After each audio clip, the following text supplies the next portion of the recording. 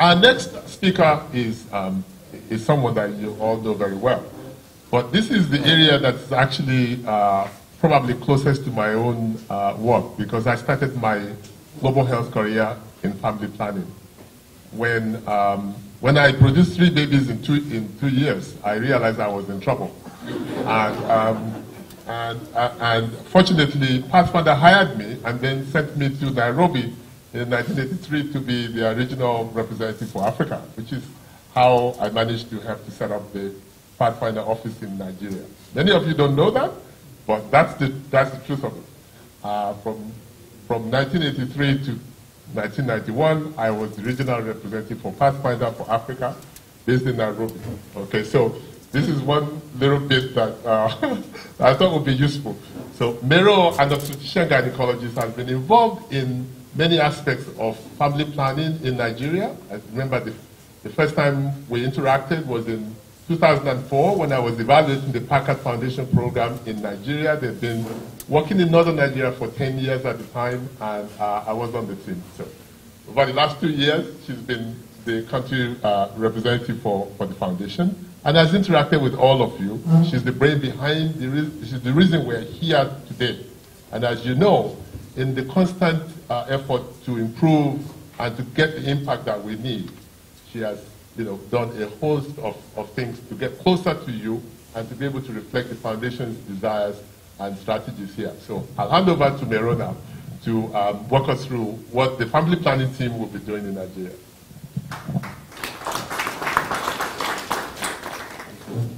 Thank you very much. For some of you, family planning, the technical teams are in Seattle, but I've been asked, probably because of my background, to spend part of my time with the family planning team, and I do spend part of my time with Mariam's team, so I'm still an obstetrician gynecologist, thankfully. It's very interesting listening to Mariam, because when you look at the foundation and the evolution of the foundation, particularly for those of you that have been interacting with the foundation over the last 10 years, we have evolved. We've gotten smarter in looking at the delivery end of it, other than the high-end research end of it. We've gotten smarter in putting in the center of our discussion the human being we are serving, other than the disease we are trying to tackle. The mother, which is what she has been talking about, the child. What are the things that are, so focusing really on the human being that breathes, that is all of our focus. And as we become smarter, and listening to Mariam, I thought, really, this is an opportunity to probably let you know that in our advocacy strategy, in our advocacy thinking now, actually we're thinking even going, to look at, for example, in child health, not just looking at delivery, pregnancy, but actually looking at thriving. So you will soon be hearing about survive and thrive. So it's not good enough that a child is born. It's not good enough that the child is alive. It's also not good enough that the child has an ABGO score of 10. It's not good enough that the child has immunization. It's only good enough when the child thrives. What does it take to have a child thrive into all of what we are? So that's now the continuum of care that we're looking at. It's also important to see that and I'm going back to Mariam to lay the ground for my discussion around family planning, to see that I know as a family planning practitioner, for example, that one of the key indicators, if you do nothing, absolutely nothing, and just do one thing, the rest will be taken care of. I grew up in Jos. My dad is from Borno. My village, as of today, has been taken over by Boko Haram. None of my relations is in the village. A lot of them are in farms, some of them are in IDPs. A lot of my friends that I grew up in Jos are in Pada. I personally went to visit a friend of mine in Mangu, and she was selling vegetables. The total cost, the total value of her wear was about 5,000. And when I gave her 20,000, was it 50,000? She almost fainted. This is a lady I grew up with. We both were equal. The only difference between me and her is that my father saw the need to give me an education. That's the difference between contraceptive prevalence rate, child mortality, maternal mortality, severe malnutrition, and above all, the agency of women. So for me, if you do that, that's it. Don't do anything else. We will sort out the rest. We'll figure out. I will know that my child should not die, and I'll know when to use contraception. But most importantly, I'll know how to get money and use it. So for me, this lays down the ground for that. So while we're doing all we're doing, giving women agency is central to family planning. And so therefore, that is why in our bid for the goal for family planning, am I doing reverse? Okay, next. That's easier. That in the whole family planning agenda, without coercion, free will of women and families to make choices is central. And so therefore, I didn't prepare this slide, so I'm just going to explain how I know it, so that, so in the foundation goals, we're looking at family planning today up to 2020 and what happens beyond 2020. How do we ensure universal access for family planning so that women can plan their families, families can plan their families, and have time to do other things? Okay, now I've learned it. So, in achieving the family FP 2020 objectives, if you look at the goal of the FP 20 objective to raise contraceptive prevalence rate, look at where Nigeria is. Nigeria should be contributing about the third largest contributor of the global family planning objective. So there's no way the world can achieve the family planning objective of the world without Nigeria. And mind you, Indonesia and India are product of sheer numbers, not just percentage and need. And in Nigeria, the thrust of our discussion and the choice of states was actually informed by a basic analysis. It's objective, data-driven. If you look at this, look at Lagos. If we improve contraception, where are the places where we are likely to get changes? You'll be surprised that states like, look at Bayelsa. Sometimes you automatically think that if you input there, you're likely to see change. But the data show that even in states like Lagos has the highest, followed by Kaduna, even states, which one is the most, Zamfara? Where is Zamfara? Zamfara is the same as Bayelsa. But Zamfara is really the same as Bayelsa. And even states like, where's Jigawa? Jigawa, look at Kano. So it's the wealth quantile, the population of the people is not an indicator of family planning. You have to look at the status of women to look at that. And so therefore, as the foundation tries to bring together what we do and for effectiveness, we had to be more strategic. We had to choose a few states where we'll put a lot of efforts. Last year, this time, when we did the analysis, we were working in 34 states and FCT. A dot everywhere and no impact. So we did an analysis based on equity, based on the status of women, based on a lot of things, maternal health, child health, and came up with 4 states, and thanks to the integrated delivery who, 6 states initially, that drove us to that.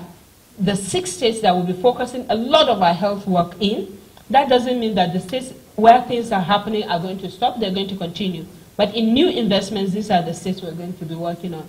So in family planning, to kick off, we're going to be doing Kaduna and Lagos. You'll be surprised, Lagos has huge gaps. And because they're slums. The inequity in Lagos is massive. They're rich and they're extremely poor people who need. So In the scale-up in Lagos, in Kaduna, we're going to be building on what Moji explained, the Nigeria Urban Reproductive Health, to saturate the whole state. So the choice of states, once we take a state, we're going to be saturating the whole state.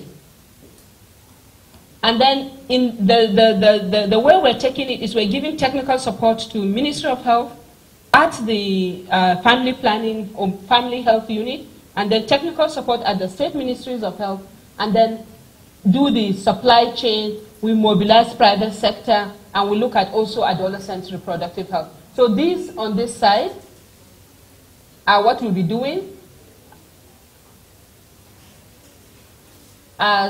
Supporting contraceptive logistics. Family planning is free, technically in Nigeria, but we have to make sure we support the commodities from the wire house until they're in the body of the human being that they're supposed to serve. On the private sector, our aim is to broaden the method mix through introduction of Sayana Press and also through private sector delivery. And we're also exploring what can CHOOS do, what can pharmacists do, what can private clinics do. Because in some places like Lagos, they serve huge percentages of the population we work with. And we're also having a cross-cutting advocacy team, and we're involving some of our Nigeria groups. AAFP is here. They're helping us do some advocacy work around that. These are just the grantees and what exactly we're doing with them. And if you look at it, we're looking at the whole value chain from the commodity onto the contraception is in the woman's body. We're not jumping any of the steps. I really rushed so that I could have the last 2 minutes to do a very, very important thing. So this is the end of family planning presentation. Thank you. Please clap for me. Good, thank you. I want to close that so that people know that we have closed that. But before I give back to Ayo, in the morning when I did the introductions to Gates Foundation, one of the things I alluded to is the fact that we do have very strong partners that we work with in addition to you. Foundations that we work with. And as you all know, we work very, very closely with the Dangote Foundation. We work with the Dangote Foundation to support strengthening routine immunization. And in the kind of style of work we do with the Dangote Foundation, we actually partner with government as equal partners. 30% Dangote Foundation, 30% Gates Foundation, 30% government. We put the money together, the government is in charge, we monitor, and they deliver. So that's why I believe that we can do it, because we can see it being done. We've done that in Kano, we've done that in Bauchi. We're going ahead to do that in September in Kaduna, in Sokoto, in Borno, and in Yobe. So Dangote Foundation is a very strong partner for us in strengthening routine immunization and polio eradication. We've also decided to also continue another body of work, nutrition. Dangote's Foundation primary, I'm not going to speak for Dangote Foundation, but I'll just say this one thing. Dangote's, they chose that their primary focus will be nutrition. And they're not looking at nutrition sprinkling things. They're looking at nutrition from a woman's perspective, from a family perspective, from good food, not technical, not the stories, reality nutrition. I'm taking all of this to have the pleasure of introducing to you the Chief Executive Officer of the Dangote Foundation, my sister Zuwaira Yusufu.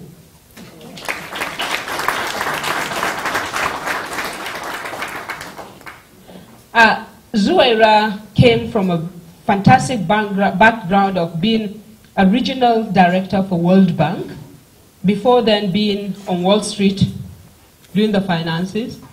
So she's coming from a smart financing background to do development. So therefore giving a completely different lens to development and value for money in the foundation work in Dangote Foundation.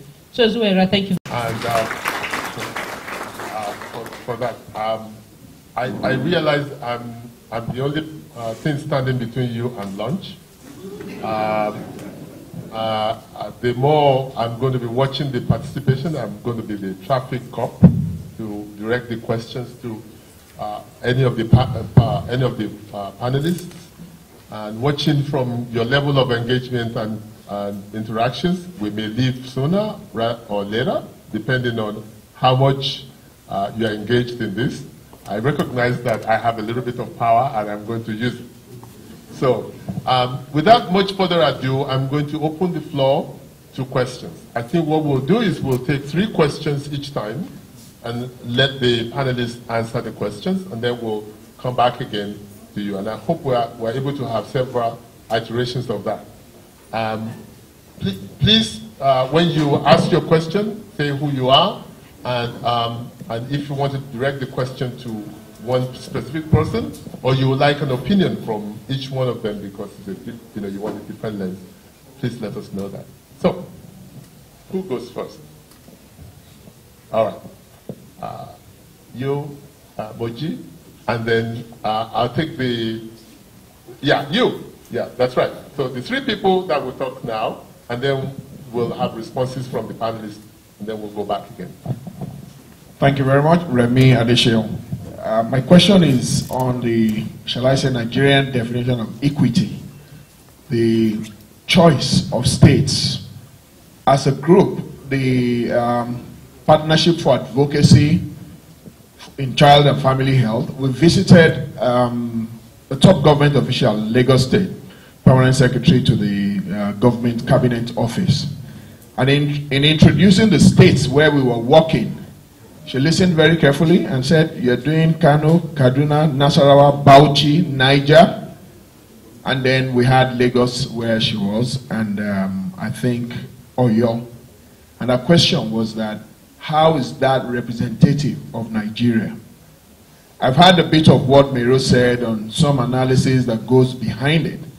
But it's important that not many would even ask the question. You may not even get asked the question. It would just be a judgment passed simply from reading the states where there's presence.